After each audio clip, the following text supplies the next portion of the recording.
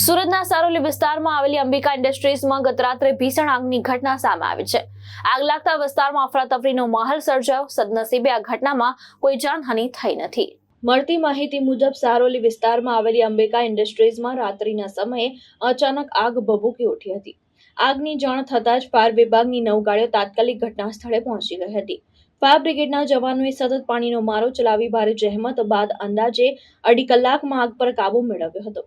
આગમાં ઇન્ડસ્ટ્રીઝના ડિજિટલ મશીનો અને કાપડનો મોટો જથ્થો બળીને ખાખ થઈ ગયો છે, જેનું કારણ મોટું આર્થિક નુકસાન થયું હોવાનું માનવામાં આવી રહ્યું છે। હાલ આગ લાગવાનું ચોક્કસ કારણ સામે આવ્યું નથી અને વધુ તપાસ હાથ ધરવામાં આવી રહી છે।